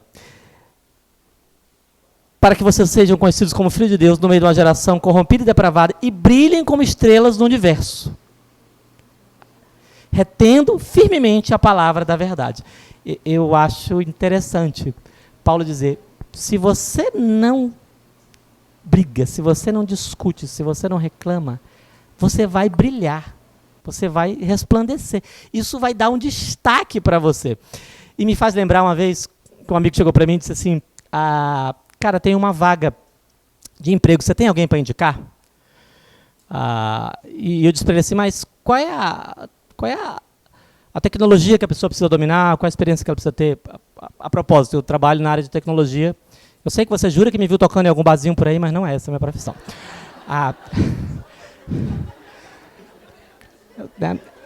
Eu perguntei para ele assim, qual é para acordar você, tá? Qual é a tecnologia que a pessoa precisa dominar e tudo mais? Ele respondeu assim, olha, se a pessoa fizer o que a gente pede, sem reclamar, sem fazer polêmica, sem murmurar, já está melhor do que quase todos que a gente tem lá. Não precisa nem ter experiência. Gente, reclamar, murmurar, fazer intriga, parece que é a tônica da nossa sociedade. É o jeito que a gente foi acostumado. Tá? E é um jeito tão padrão que eu não sei se você percebe. A gente foi acostumado até a puxar papo reclamando, né? Você viu? Está quente hoje, né? Como é que faz um amigo reclamando? Porque se você reclamar, né, é solidário com ele, né? Quente hoje, né? Chovendo tanto, né, meu irmão? Isso está embutido na nossa sociedade. Paulo diz que se a gente for diferente, a gente vai se destacar. Tá? A gente vai se destacar, vai ser como estrela no universo. Eu gosto do jeito que a mensagem fala disso. Ela diz assim, a gente vai ser como um sopro de ar fresco no meio de uma sociedade poluída. Toda vez que eu leio isso, gente, eu penso aqui na M10, né? Você passa ali no lixão, não sei se não é assim, né, mas tem um tempo que eu não passo. Mas aí você segura, né? E dirige rápido, pisa no acelerador, né? Para ver se passa logo, né? Que a gente está doido para ter um ar fresco, né? O Filho de Deus que não reclama, não murmura, é um pacificador. Essa é a expressão. Ele é como um sopro de ar fresco no meio de uma sociedade poluída. Traz alívio. Tá? Porque, fala sério, gente, até o nosso jornalismo, desculpa se você é jornalista, tá? mas boa parte do nosso jornalismo, eu já não assisto jornal faz um bom tempo, mas era assim, eu acredito que não mudou. Ele é fofoca disfarçada de notícia. É o que o presidente falou. E o que o líder do Congresso respondeu. Né? E o que o presidente respondeu para o líder do Congresso. Né? O que o técnico falou do jogador. E o que o jogador respondeu. Né? É um conjunto de intrigas. Você percebe? É só... Porque parece que a nossa alma gosta dessa coisa, da polêmica, da intriga. Né? E a gente, na verdade, né, é tão comum, né, que a gente já não fofoca, mas a gente só compartilha hoje. Né? Todo mundo só compartilha. Né? Só funciona desse jeito. Né? Ser pacificador. Como é que a gente vai ser pacificador? Como é que a gente vai não murmurar, não arrumar intriga, gente? A resposta está exatamente aí onde Paulo escreveu. Retendo firmemente a palavra da verdade. A Marcelane acabou de falar disso agora há pouco. Se enchendo da palavra de Deus, a Bíblia mesmo diz que a nossa boca fala o quê? Está cheia. Se você se encher de fato da palavra de Deus, não vai sair fofoca, não vai sair intriga, não vai sair discórdia da sua boca. Vai sair do que você de fato está cheio. Tá? Você não vai se meter onde você não é chamado. Tá? Eu acho muito bacana um texto de Pedro, Pedro capítulo 4, eu não lembro exatamente qual versículo, mas ele diz assim, se você tem que sofrer, não seja como assassino, não seja como criminoso, não seja como ladrão, e não seja como quem se mete nos assuntos dos outros. Né? Você prestou atenção? Quem se mete na vida dos outros está na mesma categoria de assassino, ladrão, e para Deus é a mesma coisa, entendeu? Assim, né? Está na mesma categoria. Né? Aliás, Pedro, esse você memorizou, de Pedro também. Você quer ver dias felizes? Quer ser feliz? Né? A gente quer tanto ser feliz, a gente falou disso. Né? O que você tem que fazer se você quer ser feliz? O que tem que fazer? Guardar o quê, gente? Do quê? A sua língua do mal. Aliás, tem que guardar a língua hoje e os dedos também, né? Porque eles estão mais rápidos do que a língua hoje, né? A gente, né, vai lá... A propósito, se você participa de uma rede social, de um grupo de WhatsApp, eu não entendo muito dessas coisas não, né? Eu sou de tecnologia, mas eu sou meio averso a isso. Se você participa de um negócio desse, gente, e a única tônica é briga, é reclamação, é a vida dos outros, é polêmica, é confusão. Meu irmão, sai desse negócio. O que você está fazendo nisso? Ah, mas é o grupo da família, então sai da família, né? Não sai da família, não. Família não dá pra gente sair. Mas assim, sei lá, sai do grupo, joga o telefone fora, né? Faz alguma coisa desse tipo, né? Sai do WhatsApp, compra um chip novo, não sei. Faz alguma... Eu não sei, você não conhece talvez o versículo que trata sobre isso, que diz assim, é melhor você entrar no céu sem telefone e WhatsApp do que ir para o inferno com um iPhone novo, né? Conhece esse aí? Né? Não tem na sua Bíblia assim, não? Na minha está mais ou menos assim, entendeu? Porque só o diabo dá like, meu irmão, quando você se mete em confusão, né? É exatamente assim. Então, né, a gente tem que buscar ser pacificador, gente. A gente tem que buscar ter uma vida, de fato, em paz, tá? Aí algumas pessoas ainda dizem assim, não, meu irmão, mas é que é o seguinte, a gente justifica, né? A gente arruma justificativa para tudo, gente, né? Quando a gente tem uma vida assim, de arrumar muita confusão, eu já ouvi até uma pessoa, não, meu irmão, mas o próprio Jesus falou que ele não veio trazer paz ao mundo, né? Eu sou discípulo do Senhor, né? Gente, é só a gente analisar, apesar de Jesus de fato ter dito isso, ele não veio trazer paz ao mundo, mas se a gente analisar o que Jesus ensinou e os apóstolos ensinaram depois dele, a gente tem que fazer esforço para viver em paz com todo mundo. Às vezes implica em trocar de telefone, em sair de alguma rede social, em jogar o telefone fora, sei lá, né? Mas isso é repetido diversas vezes na Bíblia, tá? Deus nos chamou, está em 1 Coríntios, para vivermos em paz.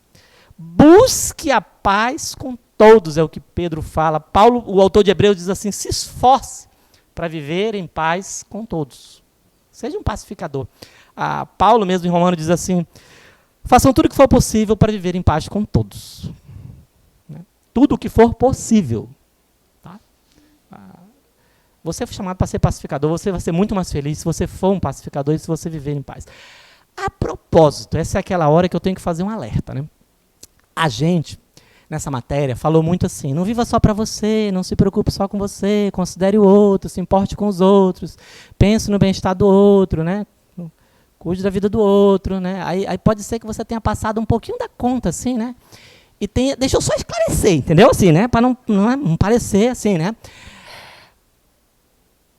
Não vai ajudar muito a ser um pacificador se você chegar na casa do seu irmão e dizer assim, eu vim aqui ajudar a criar os seus filhos, porque eles são um bando de rebeldes. Não preste esses meninos. Não sei o que está falando, não sei que criação está dando para eles. Né? Eu vim aqui a resolver esse problema. Você acha que vai trazer paz isso? Quando a gente fala que você precisa ajudar o outro, não significa que você precisa se meter na vida dos outros. Né? O texto de Pedro, lá do capítulo 4, diz exatamente isso. Né? Põe na mesma categoria, ó, criminoso, né? E quem se mete na vida dos outros. Né? Nós temos que ajudar, amparar, socorrer, não pensar só na gente. Mas a gente não tem que controlar a vida de ninguém, gente. A vida de cada um é de cada um. Se a gente for fazer isso, a gente vai arrumar muito, muito problema para a gente. Tá? Preste atenção só. Paulo, quando ele dá o conselho lá para o fiel companheiro, ele diz assim, Evódia e Sintique, né? Viviam em confusão. Ele não diz assim, vai lá no meio das duas, se mete, faz as duas se beijar na marra, né? Resolve esse problema. Não. É assim que Paulo diz? Não. Ele diz, ajude elas a viverem em harmonia. Mas quem tem que viver em harmonia, quem é? São elas. O problema é elas que têm que resolver.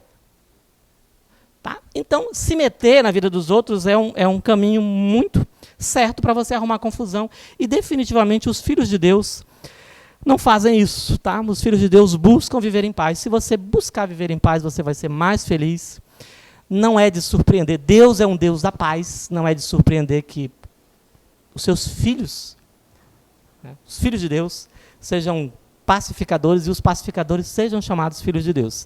A gente tem que fazer todo o esforço para viver em paz, mas às vezes, mesmo com esforço, não é possível. Por que não é possível, Parque? Porque a gente é perseguido. Então, o próximo... Bem-aventurado os perseguidos, por causa da justiça, pois deles é o reino dos céus. Isso está em Mateus 5,10.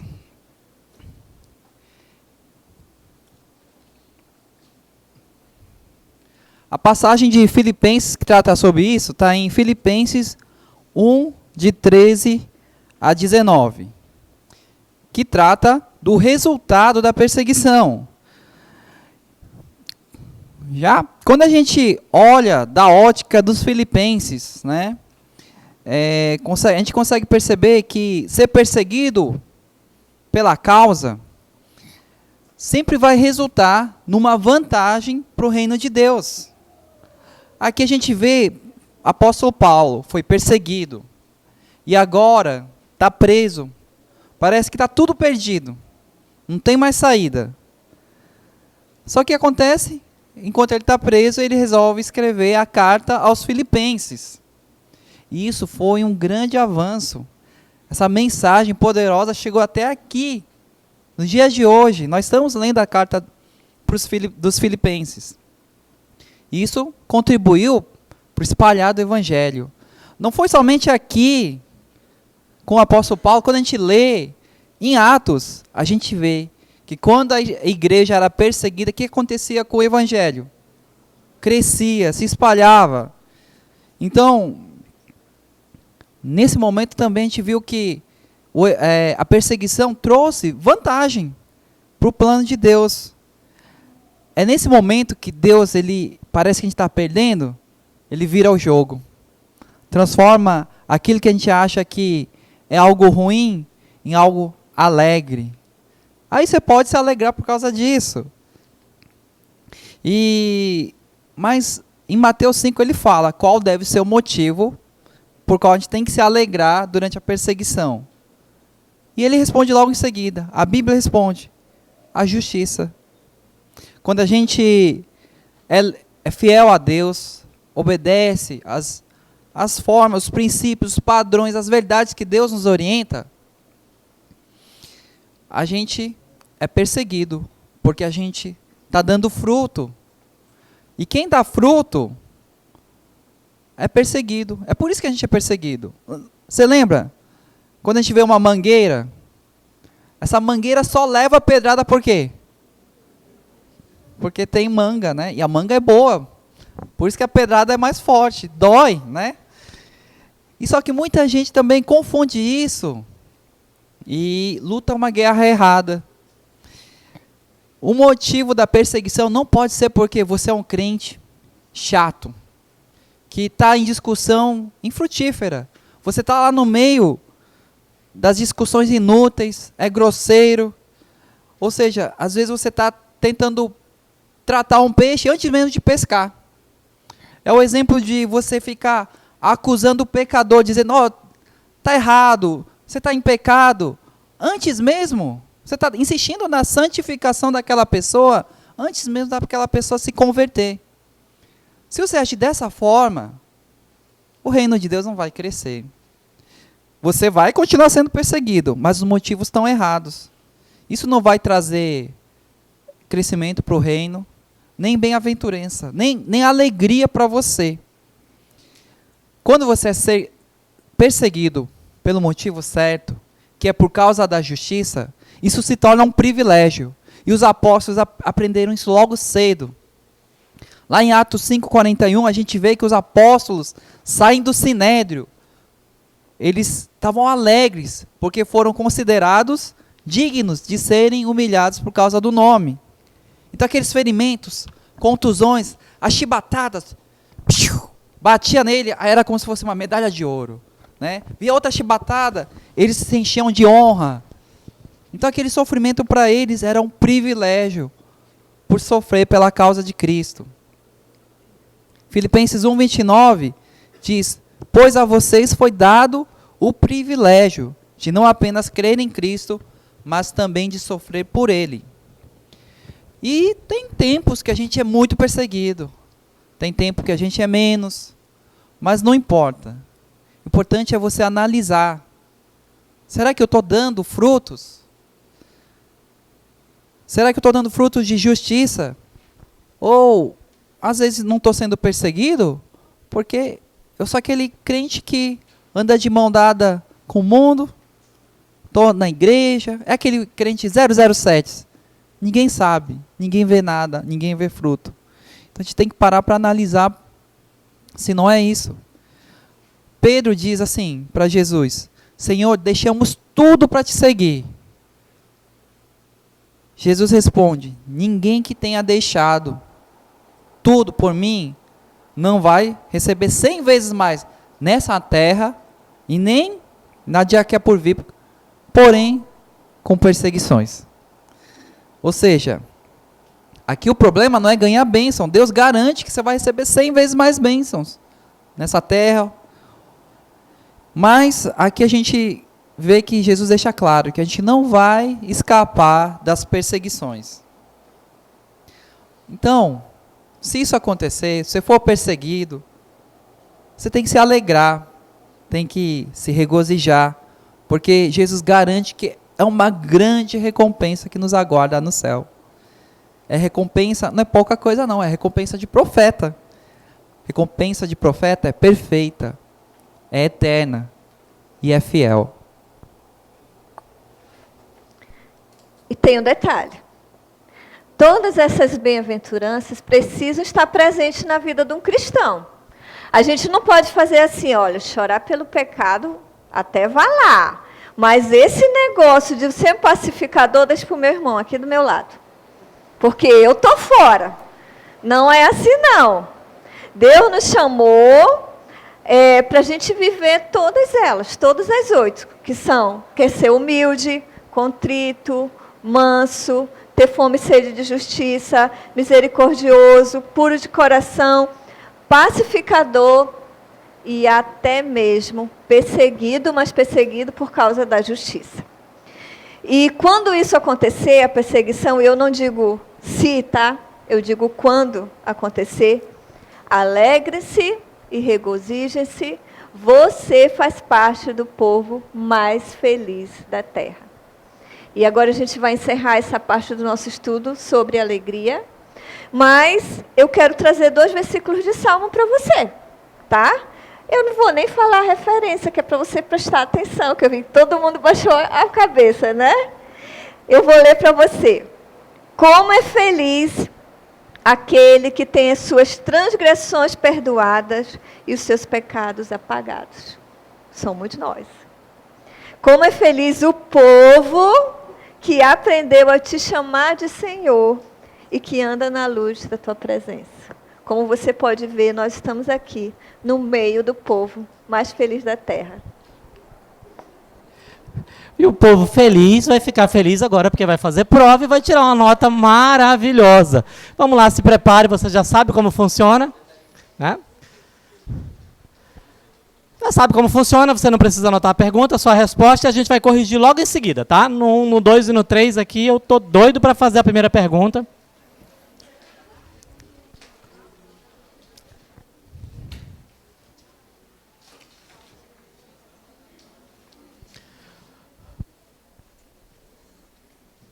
Prontos? Ok? Pergunta número 1. Qual foi a viagem missionária que foi fundada a igreja em Filipos? Anote aí. Escreva. Qual viagem missionária de Paulo foi fundada a igreja em Filipos? A igreja dos filipenses. Qual é a resposta? Segunda, muito bem. Quem eram os, fora Paulo, quem eram os outros membros da equipe missionária? Anote aí. Anote. Eu sei que você vai ser tentado a responder de primeira, mas você só vai responder quando eu perguntar. Anote aí.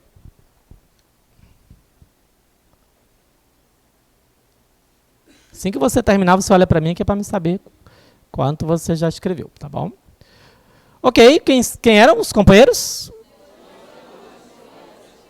É isso, era eles mesmos. Essa confusão toda que eu falei. Silas, Timóteo e Lucas, tá? Mas mais o Paulo, né? Pelo menos o que tem na conta lá na Bíblia, tá? Número 3.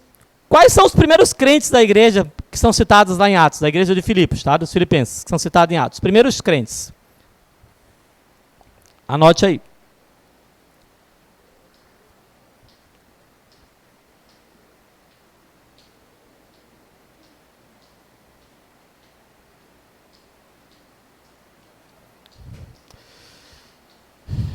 Já?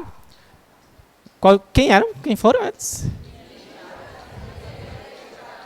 Isso, Lídia, carcereiro, provavelmente a escrava. Se você incluiu a família deles todos, muito provavelmente também. Tá tudo valendo, isso aí. Número 4. Qual era a ocupação da Lídia? Escreva.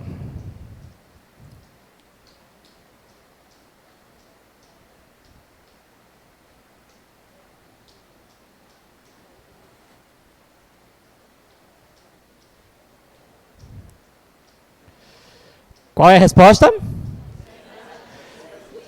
Comerciante, vendedora de tecido púrpura, tinha uma loja no Ver Alves, qualquer coisa desse tipo, está no mesmo patamar, entendeu? É assim, né? Era nessa linha, assim, a ocupação dela, tá bom? Número 5. Qual era a classe social que pertencia à jovem que todos os dias gritava: estes homens são servos do Deus Altíssimo e pregam a mensagem da salvação? Que classe social ela pertencia? Escreva. Repetir? A classe social da jovem que gritava todos os dias lá em Filipos: esses homens são servos do Deus Altíssimo e pregam a palavra de salvação. Classe social. Que categoria de gente ela pertencia? Qual é a resposta? Escrava, muito bom. Número 6. Número 5? Não, essa era 5, né? 6, número 1 aí. Número 6. Por ser uma colônia romana, os habitantes de Filipos tinham um certo status social que dava alguns privilégios e que deixava eles muito orgulhosos. Que status social era esse? Escreva. Os habitantes de Filipos tinham um status social, pertenciam a um grupo de pessoas, a uma classe social, que fazia com que eles fossem meio orgulhosos. Que status social, que classe de pessoas era essa? A maioria deles pertencia a isso. Já escreveu qual é? O que é? A cidadania romana. Eles eram cidadãos romanos, né? Tanto é que eles dizem, como nós, cidadãos romanos, né? Não somos filipenses, nós somos cidadãos romanos, tá? Cidadania romana. Qual é o nome do auxiliar que a igreja de Filipos manda para ajudar Paulo? Escreva aí, é o número 7. Nome da pessoa que a igreja de Filipos mandou para ajudar Paulo. Como era o nome dele? Isso, então já aproveita o número 8 e me diga o que Epafrodito levou para Paulo. Uma carta? Uma caixa de chocolate? O que ele levou, gente? Ofertas, donativos, isso. Agora, número 9. Qual o nome das duas irmãs que não viviam em harmonia lá na igreja de Filipos? Escreva aí. O nome das duas irmãs que viviam em desarmonia na igreja de Filipos. Isso aqui é personagens e fatos históricos, gente. Você precisa conhecer, tá? Como era o nome delas?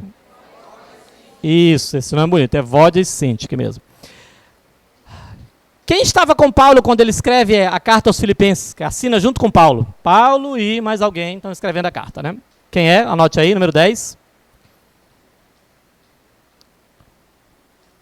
Quem era essa pessoa? Isso, Timóteo, muito bom. Onde é que Paulo está? Em que cidade Paulo está quando escreve a carta aos Filipenses? Pode escrever. Número 11 essa, tá?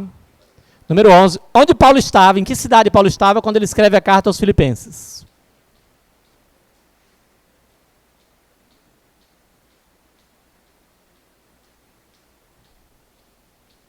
É a goteira, né? Que faz um momento de tensão, assim. Qual era a cidade, gente? Roma, isso. Aí você já aproveita para número 12. O que ele estava fazendo em Roma? O que ele estava fazendo lá? Visitando o Coliseu? Tirando selfie? O que ele estava fazendo em Roma? Vamos lá. O que ele estava lá? Vamos lá. O que ele estava fazendo? Estava preso, isso. Estava preso numa casa alugada, né? Estava preso, suficiente. Número 13. A carta aos Filipenses tem 2 temas, ou 2 assuntos no tema. Quais são esses 2 assuntos? Escreva.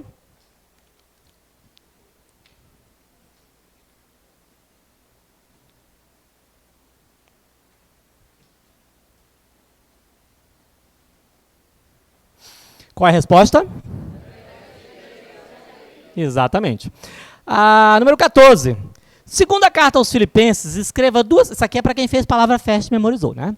Segunda carta aos Filipenses, escreva duas qualidades das coisas nas quais nós devemos pensar.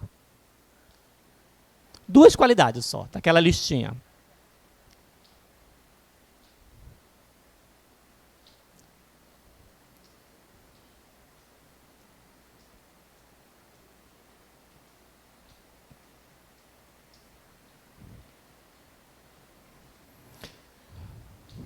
Não é para escrever a lista toda não, né? Tá na mesa baixa ainda, né? Vou ler a lista aqui, aí você vê se o que você escreveu está aí. Verdadeiro, nobre, correto, puro, amável, de boa fama, excelente, digno de louvor. Tá? Só duas dessas aí já está bom. Número 15. A carta de Filipenses fala muito sobre a verdadeira alegria. Presta atenção na pergunta. Que outro lugar nos evangelhos também aborda esse tema? Juro que você viu isso há poucos minutos. Que outro lugar nos evangelhos também fala de alegria? Você vai ser feliz se... Ararararará. Pode ser a referência, pode ser a ocasião, aí você escreve aí. Que outro lugar nos evangelhos fala de alegria também, de ser feliz? Já? Onde? Mateus 5, vale se você escreveu no Sermão do Monte, vale se você escreveu as bem-aventuranças também, tá bom? Agora vem a melhor parte, essa aqui eu gosto, que é para ver se... né, você não teve Alzheimer nas últimas semanas. Complete o versículo, né? Você memorizou o versículo, memorizou? Então vamos lá. Olha, não precisa nem dar referência. Se você completar a palavra, para mim já está legal, tá bom? E só para você ficar alegre, o primeiro é assim, de graça, tá? Número 16. Façam tudo sem queixas, nem... Aí você completa. Não dei cola, rapaz. Qual é a palavra? Discussões. Número 17. Não andem ansiosos por coisa alguma, mas em tudo pela oração e súplica e com ações de graça, você completa. Façam o quê?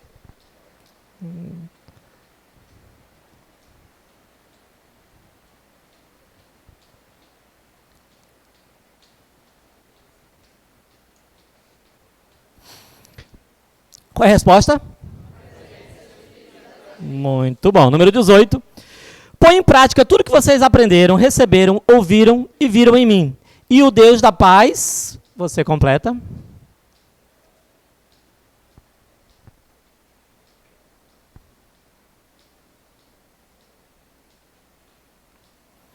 E o Deus da paz vai fazer o quê? Muito bom, gente.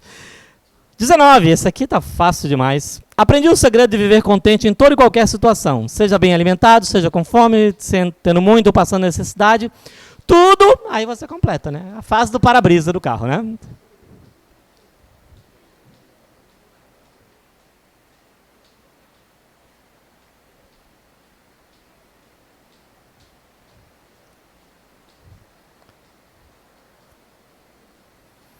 Como é que completa o versículo? Tudo posso naquele, fortalece, isso. Número 20. Cada um cuide não somente dos seus interesses, mas também... Você completa. Né? Não fala alto, rapaz. Já? Mas também do quê? 20, né? Até agora. Quem acertou todas as 20? Quem errou só uma? Vou quebrar o galho de vocês que errou só uma, vou dar uma de brinde, tá? Pra você. Só pra você completar, pra você que errou só uma aí e pra quem errou mais do que uma também, obviamente, né? Essa aqui é a mais difícil que tem, tá? Ver, né? Só pra você terminar gostando do professor, assim, tá? Você vai completar o versículo. Alegrem-se sempre no Senhor, novamente direi, aí você completa, né? Como é que completa? Novamente direi o quê? Alegrem-se, isso. 20 questõezinhas aí, 21 na verdade, se você fez, você vai dividir por 2, essa é a nota da prova, tá? Ficou 10,5, professor, é 10, né? Por favor, não tem 10,5, né? Ficou 10, tá bom? Dividiu por 2, já calculou sua nota da prova aí? Já? Nota da prova, você já sabe quantas acertou, né? Segura só um instantinho, a gente falou para você que prova era o de menos nessa matéria, certo? Então isso aí é só um pedacinho da sua nota. A sua nota, de verdade, a gente vai fazer uma outra matéria agora para calcular ela, tá? Entendeu? Que é um processo complicadíssimo. No final, quando a gente terminar esse cálculo, o resultado desse cálculo é o que você vai colocar no tablet aqui, tá bom? Por mais que ela pergunte nota da prova, não é a nota que você tirou esse momento, é a nota somado tudo que a gente vai somar agora, tá bom? Que você vai lançar no tablet, ok? Então, você aí tem 10, pela fé do professor, né? Que você aprendeu tudo, certo? Vamos somar, vamos começar a somar para ver quanto é que você vai, de fato vai tirar da sua nota de Filipenses. Você leu 10 vezes Filipenses? Se você leu 10 vezes, some mais 10 aí na sua nota. Não li 10 vezes, professor. Então, a quantidade que você leu. 5 vezes, 5 pontos. 10 vezes, 10 pontos. Professor, li 20 vezes. É 20 pontos? Não, é só 10, tá? Os outros 10, Deus vai lhe pagar lá no céu, tá bom? Só vale 10 pontos. Leitura, vale 10 pontos. Quantas vezes você leu? Somou já? Beleza? Vamos passar para o seguinte. Resumo dos segmentos. Aquele preencher cada quadrozinho aqui da coisa. Se você fez mais 5 pontos, esse aqui estava na promoção, não valia 10 não, valia só 5, tá? 5 pontos, né? Tá bom? Somou mais 5 aí? Beleza? Próximo. Mandamentos. Você fez a marquinha dos mandamentos ao redor, na lateral de cada mandamento. Some então mais 5 pontos. Tá bom? Eu não fiz, se só metade, vale 2? Não, não vale, vale 0, entendeu? Ou nesse caso aqui, eu fez ou não fez, tá bom? Os mandamentos, você fez todos, tá? Aqui vem o calcanhar de Aquiles, eu vi o fichário da boa parte de vocês, né? Vi que alguns não completaram isso aqui. Se você fez a codificação e contagem, 10 pontos, tá bom? Eu só fiz metade, então é 0, né?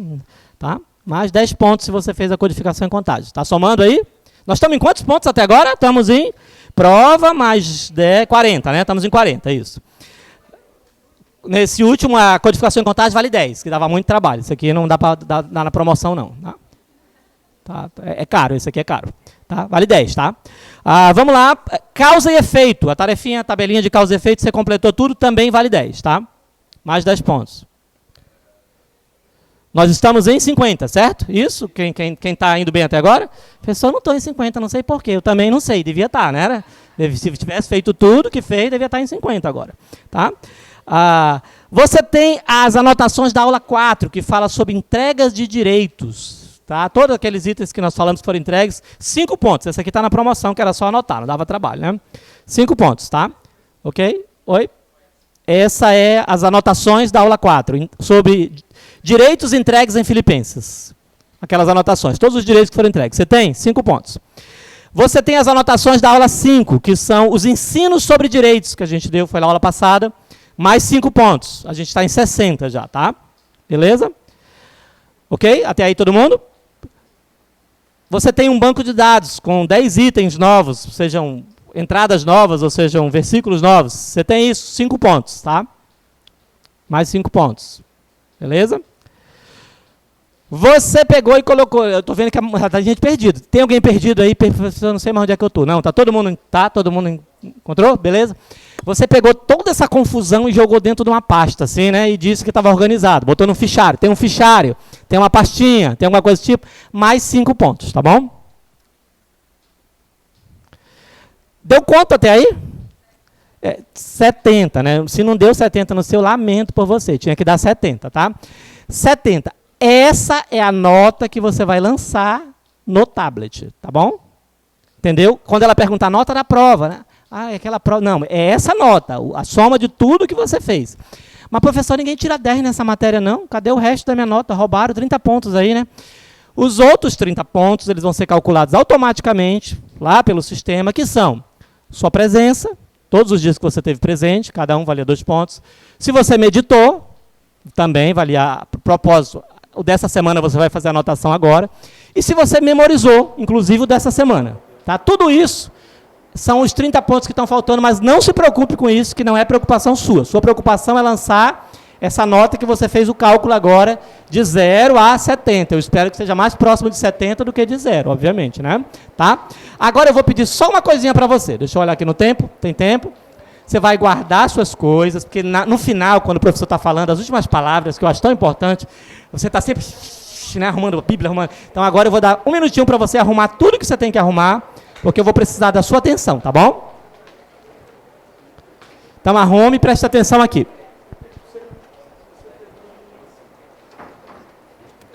Tá chovendo, né? Então não precisa ter pressa, né?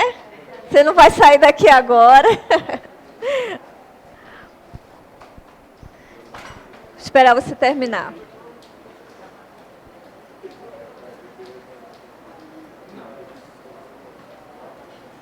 Já podemos começar? Estão me ouvindo aí atrás? Tá, aí atrás que tá mesmo, né? Bom, vou esperar você prestar atenção. Nós vamos terminar a nossa matéria não com o texto de Filipenses. Você leu pelo menos 10 vezes, né? Tem pessoas que leram umas 30, né? Me falaram aí. Nós vamos terminar com as palavras e com o exemplo de Jesus, porque não temos exemplo melhor de dar a sua vida, de se esvaziar, de ser humilde, de entregar os seus direitos. Imagine você, Jesus, ele está na sala agora com os discípulos, a última ceia. Os discípulos estão lá com ele, e ele tira a sua capa e começa a encher uma bacia. Os discípulos olham para ele assim, apavorados, chocados, porque Jesus vai lavar os pés deles, os pés sujos. Isso era trabalho de escravo. Você imagina esses homens, viram Jesus dar uma ordem para os ventos, parem, e o vento parar. Eles viram Jesus ressuscitar os mortos, e agora ele vai fazer um trabalho de escravo. Vai lavar os pés deles. Então eles estão muito chocados. Jesus lava os seus pés, coloca de novo a capa, todo mundo como vocês agora, só prestando atenção, não acreditando no que os seus olhos veem. E os discípulos estão todos olhando para eles, e Jesus fala: vocês também devem lavar os pés uns dos outros, cuidar uns dos outros. Eu lhes dei o exemplo para que vocês façam como eu fiz. E eu vou dizer outra coisa para vocês: vocês não são melhores do que eu. Eu sou o mestre de vocês e eu fiz isso. E ele diz para os seus discípulos: agora que vocês sabem estas coisas, e Deus também diz para todos nós aqui nessa sala, que passamos 6 semanas aqui, agora que vocês sabem essas coisas, vocês serão muito felizes se as praticarem. Vamos orar, agradecendo ao Senhor por essas 6 semanas? Deus amado, nós te agradecemos porque nós nem sabíamos se chegaríamos até aqui, mas aqui estamos, porque o Senhor nos sustentou, o Senhor nos trouxe até aqui, o Senhor falou conosco, o Senhor nos deu o exemplo, e que essas palavras possam dar frutos em nós, frutos que permaneçam, frutos que mostrem a tua glória para este mundo, frutos que mostrem que nós somos teus discípulos. Nós te agradecemos por cada irmão que esteve aqui, que se empenhou, que deu sua vida, que contribuiu, que estudou, que preparou, que deixou o seu lar para estar aqui para te ouvir, Senhor. Nós te agradecemos por todos que nos ajudaram. Te damos graças, te bendizemos, e que a nossa vida possa te glorificar como demonstração da nossa gratidão a ti. Em nome de Jesus é que te glorificamos e dizemos amém. Muito obrigada, que Deus abençoe vocês e até a próxima rodada. Agora a gente vai fazer assim. A nossa amiga vai ficar aqui auxiliando vocês, vai ter um tablet aqui e outro aqui. Aí você faz uma fila aqui e outra aqui, tá bom? Para lançar a sua nota. Fica aqui, mana, por favor. Deixa aqui. Isso.